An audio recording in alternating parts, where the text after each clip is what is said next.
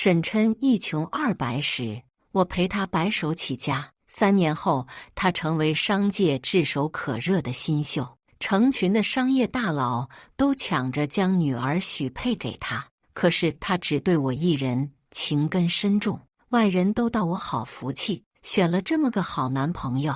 可是他却不知道，我看了他的聊天记录，和他谈了7年，我早腻歪了。要不是看他做事麻利的份上，我早就一把把他踹了。宝宝，我和他的是过去式，我和你才是现在。亲情长相守，真情在人间。大家好，我是秋兰，欢迎观看《真情人间》。婚纱店内，沈琛半跪着替我穿上全天下女人最想要的高跟鞋，神情专注而虔诚。好啦，西西，你站起来走2圈，看看合不合脚。他抬起头，讨赏般看着我的眼睛，仿佛完成了件什么了不得的大事。直到身旁的小助理到他身边低声说了2句，他才别起了眉。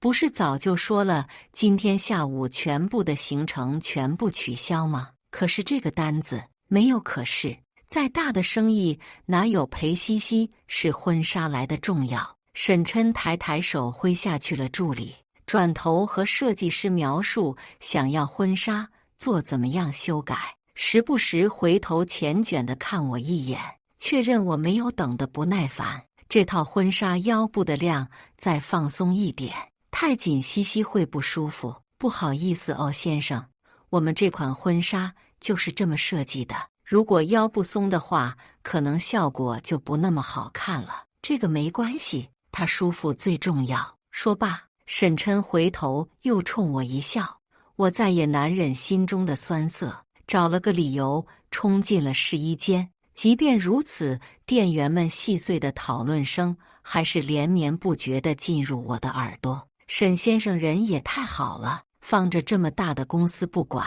跑来陪女朋友试婚纱，可不是吗？要是我也有这么一个完美的男朋友就好了。完美吗？一帘之隔，我看着镜子里苍白的自己，苦笑了一声。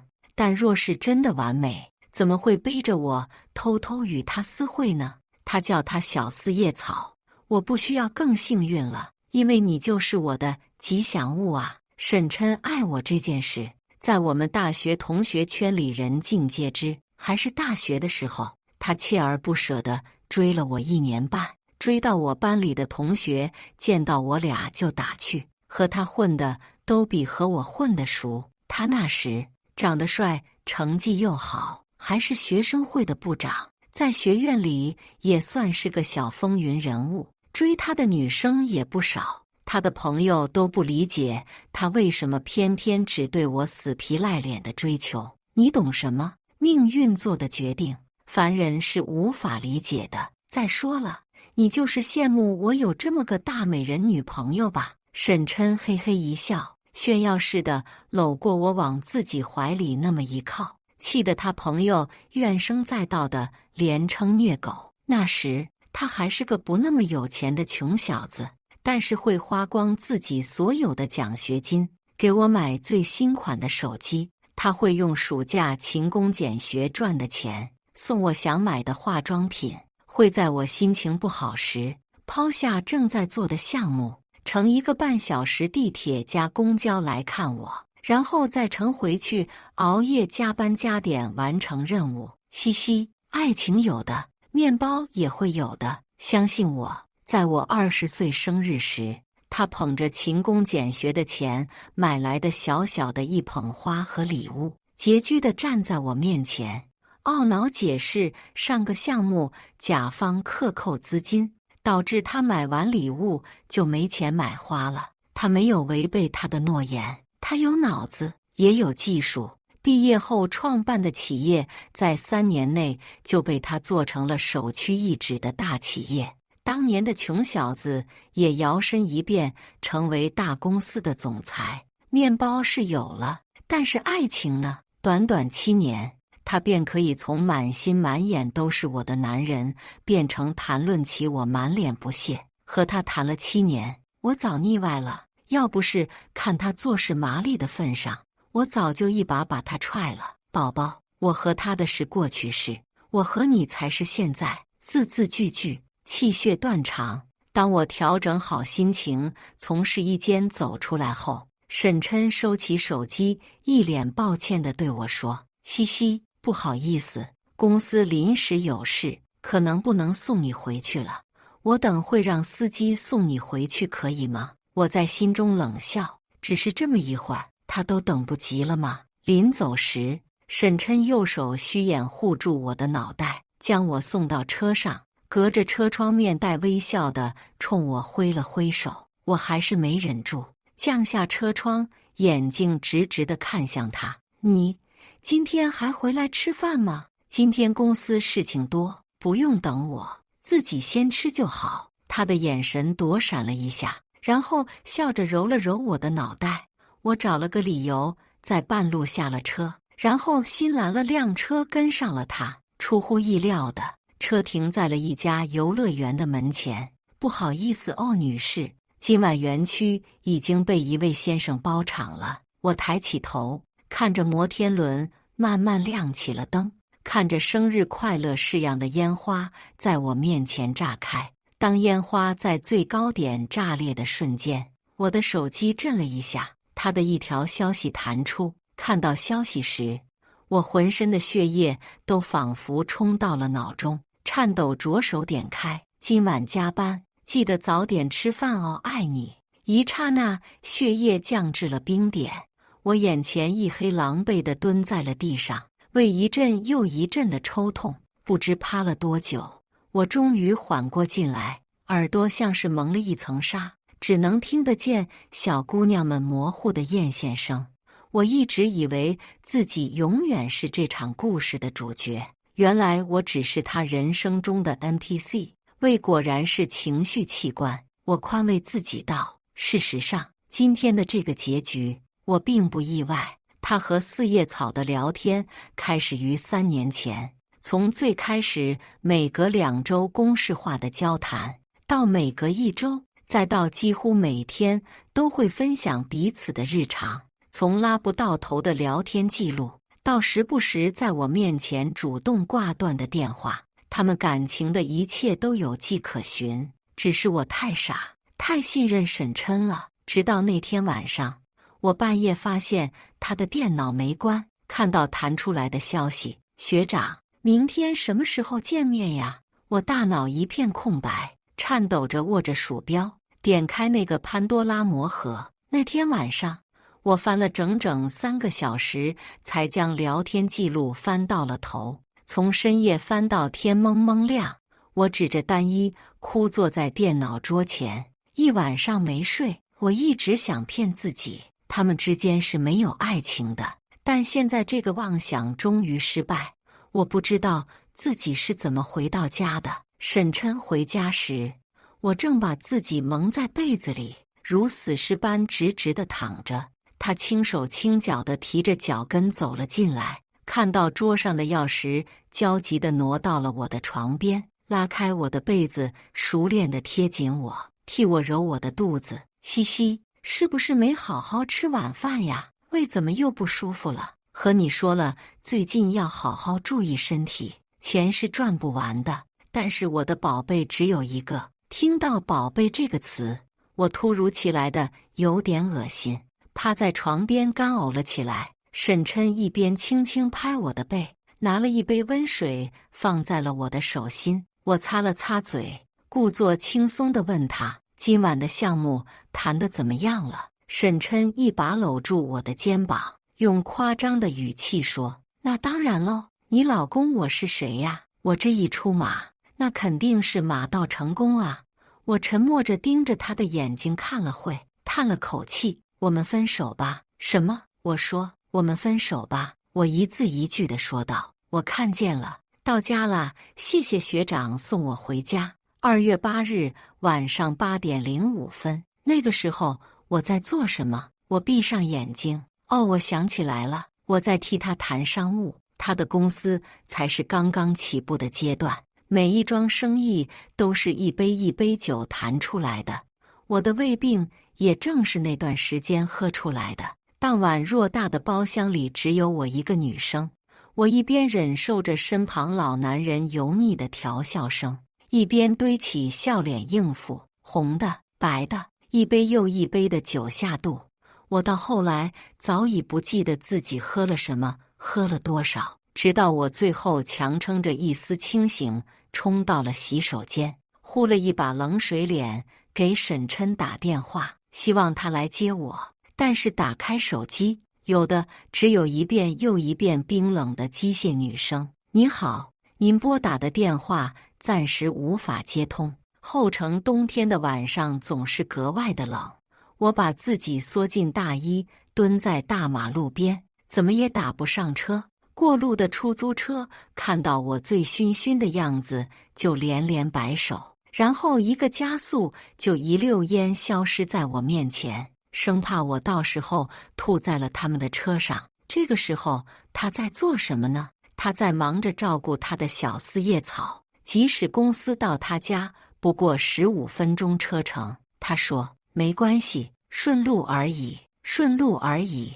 可是他连顺手接我一个电话都做不到，直到2个小时以后，他才轻描淡写地发来一条：“不好意思，西西，刚刚在开会，没有注意到。”自从那天晚上之后，沈琛和他之后的关系就更进一步了。他不再公事公办的回复，而是时不时和他分享一些日常，给你看学校里的猫学长，图片，哈哈，这个猫学长在我上学的时候就在了。今天食堂3楼阿姨发挥好差，每一道菜都好难吃，呜呜，要不要我晚上开车带你出去吃点好吃的？我知道学校附近有家餐馆特别好吃。沈琛也放下总裁的身份，就好像只是一个普普通通的学长，和他出去看电影，约他吃后街的小馆子，他们就好像一对再自然不过的大学生情侣。甚至一向恐高的他，还在他的生日包下了整个游乐园替他庆生。那我呢？那我的7年又算什么？为了照顾他的感受，一向酷爱刺激项目的我，没有去过一次游乐园。原来所谓的原则就是用来打破的，只是我不是那个可以打破它的人。所以当看到那个满脸稚嫩的女孩站在我面前，趾高气昂地对我说她不爱我，只是想利用我而已，我非常轻易地就接受了这个事实。什么看见了？西西，我有点没明白你意思。别装傻了，你知道我在说什么？我一脸平静地直视他，缓慢而坚定地说道。我看着他强装的平静被我一点点撕裂，如戳破了的气球一般迅速瘪了下来，最后是一张苍白无助的脸。对不起，对不起，西西，我可以解释的，我们什么都没有发生。我发誓，她只是一个普通学妹而已。沈琛死死地攥住我的手腕，一边摇着头，一边语无伦次地冲我说，眼泪要落不落地垂在他的眼睫毛上。往常他这副做派是最惹我心疼的，不管天大的火气，我都不舍得再和他闹分手了。可是如今的我，看到这样子，只觉得恶心。我深深地叹了一口气，耐心地对他说道，有没有发生什么？重要吗？重要的是，你的心已经发生了游离了。我们在一起7年了，你很了解我，正如我也很了解你一样。沈琛，我们分手吧。我一点一点扣开他攥住我手腕的手指，转身拿出我们1周年纪念日买的红酒，倒在了红酒杯里。恭喜沈总，得愿以偿，抱得美人归。我们俩从今往后，桥归桥，路归路，从此两不相欠。沈总，分手快乐。我将杯子红酒一饮而尽后，猛地一把将酒杯甩下，细碎的玻璃夹杂着深红的液体，溅在了我们新房地板的每一个角落，如同我这7年漫长的爱情一般，烂得稀碎。然后我毫不犹豫地转身，不带任何感情的一脚踩上了这满地的狼藉。收拾东西准备离开。我在玄关处顿了顿，回头看了还在愣在原地发呆的沈琛一眼，忘了提醒你了，今天是我们的纪念日，8周年的。然后一把拉开房门，扬长而去。离开后，我回到了自己的房子里，回过神来，我才感觉自己的小腿有点刺痛，一低头才发现小腿被酒瓶细碎的玻璃划伤了。我叹了口气，翻身下床找药箱，一打开药箱是各色各样的便签条，都是以前沈琛准备的。胃疼吃这个西西，1日3次，1次2片。小笨蛋，不要弄错了哦，这个是寒咳吃的哦，发烧的话用这个，不过温度高于38.5度的话，一定要记得去医院，不要硬撑。这一下子我没心思上药了，我把自己埋在被子里，用手捂住眼睛，痴痴地哭了起来。7年，真的太久太久了。沈琛的痕迹早就深入我生活的每一处角落。我不明白，在沈琛心里我究竟算什么？好用的工具人，固定的炮友，还是真心选定的女朋友？我没有办法说服自己接受他畸形的爱，也无法相信他从来没有爱过我。可是如果他爱我，那为什么他在爱我的同时，也能对另一个女生说爱她？如果他爱我，那又为什么在我们纪念日当天为另一个女生庆生？我不明白他为什么可以既爱我又爱她。我不明白，我想我这辈子都不会明白。埋在枕头下的手机一记震动，一条新消息跳了出来，是来自妈妈的：西西，明天小沈什么时候来吃饭？我好提前准备。我盯着屏幕抿了抿嘴，还是决定当面再把分手的事情说出口。我按照约定的时间出发，准时到他门口。他还是如我小时候后一样，像个总也停不下来的陀螺，一会塞给我2个橘子，一会拿出刚买的罐头。我还没落座就忙个不停，即使我已经是个在外可以独当一面的成年人了，好不容易将他劝坐下来，我看着他被岁月染白的鬓边，有点不知道怎么开口。小沈今天不来吃饭吗？哦，对，他现在是大公司的老板了，又要忙工作，又要忙订婚宴的，肯定很忙。你也要多体谅体谅他。我还没来得及回答，他就自顾自地说了下去，像是宽慰他自己，也像是宽慰我。空空的房间里只有他絮絮叨叨的声音在不停地回荡。妈，没有订婚了。我出声打断。沉默良久后，我将事情原委全盘托出，然后是死一般的沉默。我没敢抬起头，只是听见他悠悠地叹了一口气。西西，妈妈理解你现在的心情，你一向懂事的早，很多事情都喜欢自己拿主意，在很多事情上妈妈从来都没有干涉过你，但是这件事不一样，你年纪也不小了，你有没有想过，你可能再也遇不到像沈琛这么合适的人选结婚了？我没出声，有点不知道该怎么回他。这一点你自己考虑清楚就可以了。妈妈没有别的心愿，我就想我的西西过得开心幸福，那就足够了。闻言，我鼻头一酸，险些落下泪来。妈，你放心，我一个人也能过得很幸福的。幸福个什么哟？什么时候你照顾好自己过？腿破了都不知道上药的，是不是又忘记买药了？我和你说，今天你走的时候必须给我带上这瓶药再走，没忘没忘。哎呦，我家里有药。我一边和妈妈嬉笑着，一边咽下眼中泛起的酸涩。恍惚间，我看到一丝晶莹从她的眼角闪过。待我回到自己家时，已经是深夜，房间里空荡荡的，没有一丝人气。刚刚的快活就好像是上个世纪的事情。我紧了紧握在手心的药品，产生了一种逃离的欲望。我不知道一个人独处的时候该做什么了。沈琛是个占有欲很强的人，总是要求我的所有时间都被他占有，只要晚了一刻没回，就会发起夺命连环扣。就连我写论文时，都会打来视频，要求把他放在旁边，他注视着我写。我总是哭笑不得地说他是个粘人小狗。再后来，我仿佛就养成一种习惯了。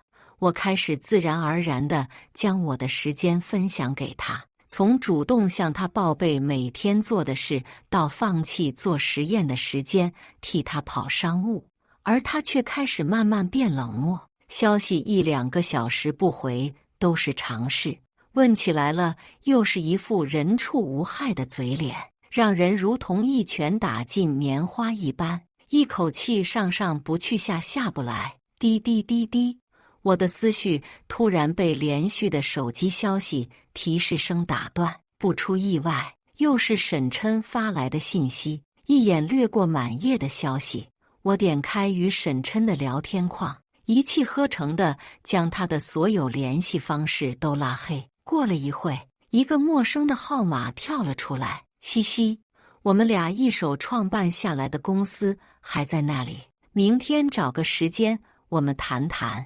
这么多年风风雨雨，公司确实是我一手打拼下来的心血，平白无故拱手相让给他，我不甘心。我想了一下，回了句好。我打开房门，又是一束新鲜的玫瑰，这几日每日清晨都有，不出意外又是沈琛的手笔。我拿起它们，毫不犹豫地扔进垃圾桶。我如约来到公司楼下，抬头看着眼前高耸入云的高楼大厦，我心里满是苦涩。这不仅是我的心血，更是我的青春，我的爱情。我深吸了一口气，抬腿迈入楼中，砰！充气礼枪的彩带在我头顶炸开，我一下子被欢呼声淹没了。身旁不知什么时候挤满了一脸兴奋的同事，每一个看上去都比我这个当事人要幸福10000倍。西西结婚快乐，祝你幸福呀，西西。我抬起头，沈琛的俊脸这时出现在了对面的大屏上，他一边一脸深情地看向镜头，一边将我们的往事款款道来。从前的我很幼稚，时不时大意疏忽了你的感受，在这里我要对你说一声对不起。但是从今往后，我发誓，我绝对会让你做这世界上最幸福的女子。说到这里，已经有不少路人被煽动的开始在底下小声起哄了，好些小女生一脸艳羡的不住看我。我的天，这也太浪漫了吧！往哪个方向磕头才能找到这么好的男朋友啊？答应他，答应他！就在这时，人群突然一阵骚动，沈琛手捧着一大束玫瑰出现在了另一边，拥挤的人群不约而同散出一条道，他就这么一步一步往我这边走来。他走到了我面前，单膝在我旁边跪下，从怀里掏出一个小盒子放在自己手心。对不起，西西，前2天太忙忘记了我们的纪念日，这是我特意在国外拍下的项链，全世界只有这一条，当做给你的赔礼，可以吗？西西，我爱你，嫁给我吧。面前的沈琛和大屏幕上的沈琛同时说出了这一句话，周围一片寂静，所有的人都屏气凝神地看向我，期待我这个女主角开口说好，就好像我答应了，我的人生就会迎来童话般的结局。我不同意。什么？周围又是一阵骚动。我说我不同意。我一脸平静地看向单膝跪地的沈琛，一字一句地说道。这话语好像敲了沈琛一个跟头，他跪都有些跪不稳了，脸色一瞬间变得苍白。我们已经分手了，别再这样让我为难了。公司的剩余的事情我会找律师和你谈的，我想我们以后不用再见面了。说罢，我便毫不犹豫地转身离开。西西，你听我解释。他伸出手想要抓住我的衣袖，我一抽手便抓了个空。快速走出广场后，我没忍住回头看了一眼，他身旁人群散了一点，穿越路人身影的缝隙，我看见他仍然垂着脑袋呆坐在原地没有动，像一只蔫头斗败的鸡。回去后，我便忙着找律师清算财产，我只想越快解除公司的关系越好，时间紧任务重，我根本无暇去回忆沈琛。再次想起他时已经是1个月后，我收到一条我硕导发来的消息，让我明天去一趟办公室，档案材料不全，需要补交。第2天一大早，我准时敲开导师办公室的门，一通折腾后，总算将任务完成。嘻嘻，最近没休息好吗？这是上次某个供应商给我寄的眼霜，你要不先拿去用？他拉开抽屉，拿起了一支放在桌上。我摸了摸自己眼下的青黑，暗自苦笑了一声，还可以吧，谢谢老师了。毕业后你在哪里工作呀？听阿晨说你近日要结婚了，好事将近啊，我先提早祝你新婚快乐了。我后来就一直在沈琛的公司做项目，不结婚了，我和沈琛分手了。老师闻言大吃一惊，我将事情的原委简单描述了一下，反正事情大概就是这样。沈琛的公司我后面应该也不去了。老师叹了一口气，看着我突然笑了。其实你和沈琛分手也挺好的，好的爱情应该是相互鼓励、相互进步的。但是你和沈琛呢？这些年你为了他的事放弃了多少工作机会？你这里正做着实验呢，他一个电话你就放下手里的项目，替他跑商务。你和他同专业的，你的能力从来都不比他差呀。女人的价值不是只有在酒桌上才能体现出来的，女人一样可以做技术岗位，一样可以承担核心技术。这样，那我这里有个出国交流学习的机会，你考虑一下。如果表现好的话，还有机会留在那里，就是可能时间会比较长，为期2年。他说着话，拿起书架上的一张单子，放在了我的面前。我第一反应就是拒绝。你先别急着拒绝我，你的科研能力一向是不差的，这个方向也是你一直在努力的方向，课题时间各方面都很合适。这次机会对你来说绝对是有利无害的。我迷迷瞪瞪地从老师办公室走出来，我抬起头，屋外晴空万里，艳阳高照，一个新世界的大门在我的面前展开。我从未想过的方向摆在了我的面前，我居然真的有机会做自己喜欢并擅长的事。太久了，久到我都忘记了。我当初选择工科作为专业，是因为我真的喜欢工科。一直以来，我在沈琛的公司唯一做的就只是喝酒、跑商务，再喝酒跑商务。每次我一想从事核心代码部分，沈琛就会找各种理由支开我。嘻嘻，家庭和工作一样，都是要有分工的。现在这样，你主外我主内，不是很好吗？跑业务你擅长，你就继续做好了。核心产品部分你不用担心，我会搞定的。搞代码要熬夜的，万一把我西西这美丽的小脸熬黄了怎么办？而且你是个女生呀，你本来也没有这方面天分的，跑商务多轻松啊，你只要聊聊天、喝酒就可以了，时间还自由。以后结婚了，也可以有更多的时间照顾家庭。他总是这样和我说。于是就这样，我便又一脸幸福甜蜜地为他跑商务。可是以前这样，真的是我所想要的幸福吗？包裹在温柔糖衣炮弹里的所谓的爱情，让我乐得当一个什么也不会的小娇妻，让我心甘情愿地向上位者让渡我本该拥有的权利，上缴我的时间、我的能力，甚至是我的自由。这真的是完美的爱情吗？我一边想着，走到了以前总吃的面馆门前，想简单解决一下午餐。点完餐，我抬起一直因为思考低着的脖梗，环顾了一下店面，想找个空位坐下。结果一打眼便看到斜对角的沈琛和他的新女朋友。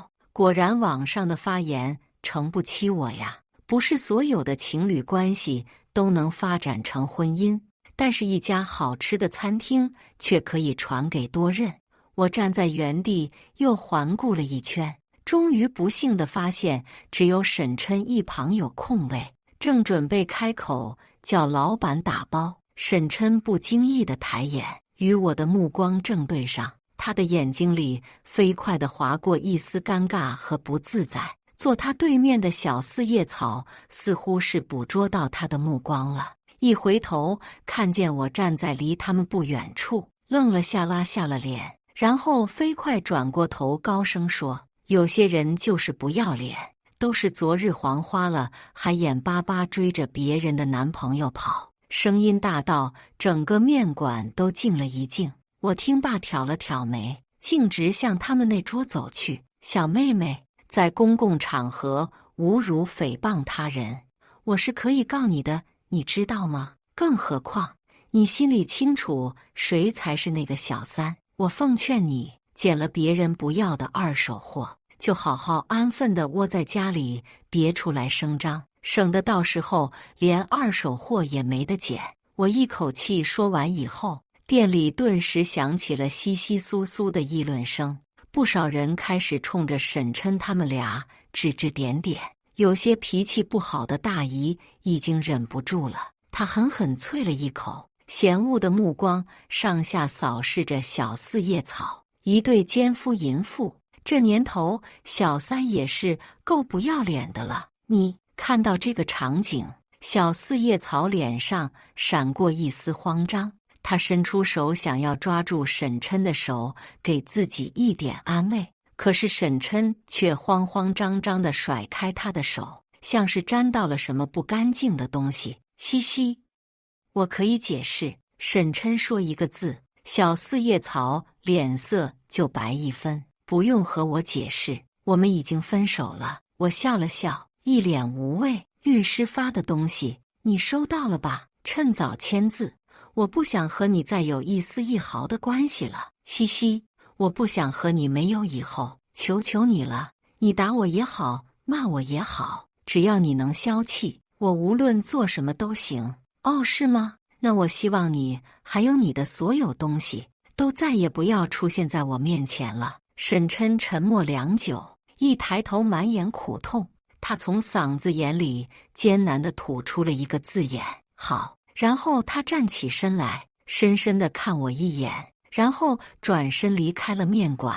身后的小四叶草见状，恶狠狠地剜了我一眼，抛下一句话，也急匆匆地追着沈琛跑了出去。你别高兴得太早，咱们走着瞧。回去之后，我很快就整理好出国进修的申请表，提交了上去。这次进修真的是非常好的机会，光是听这些一流的科学家做汇报，我就感到自己的研究思路一下子开拓了许多，更别提我还与很多国际上的科学家们做了深入的交流，学习到了最前沿的技术。这所有的一切都是以前我不敢想象的。更重要的是，我在新的组里还认识到了一群怀揣着与我同样梦想的女孩子们，她们勤奋睿智，她们的思维甚至比很多男性更加活跃。她们放弃打扮自己，放弃社交，只为了能有更多的时间可以投入研究。我一直以为自己是一座孤岛，是一个喜欢捣鼓代码的奇怪的女人，是一个没有天分的妄想者。直到我到了这里，我才发现原来有这么多女性也和我一样。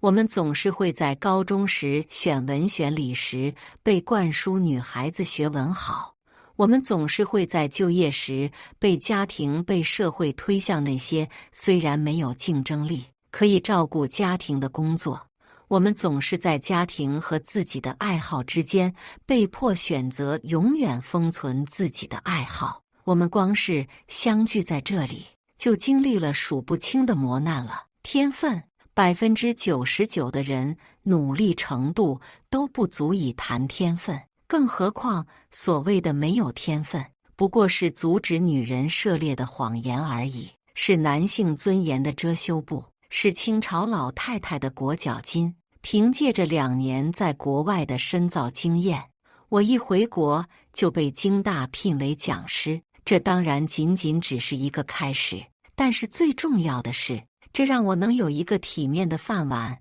可以继续从事自己喜欢的方向。虽然不曾刻意打听，可毕竟是大学同学，沈琛和他的小四叶草的故事，倒也断断续续地经别人之口传入我的耳中。听说沈琛在我出国之后，与他纠缠不清了一段时间，便拿钱将他打发走。但是小四叶草不甘心，去他公司楼下是又闹又跳，还掏出了一纸怀孕证明，要找个说法，是真是假倒也不得而知，反正是令沈琛丢尽了脸面。反正没过多久，再次碰到沈琛时，他身旁又换了一个更年轻的面孔。朋友摇着头啧啧称奇，这一点我倒是一点也不感觉奇怪。与其说沈琛爱别人，不如说他更爱那种爱着别人的感觉。所以是谁也无所谓，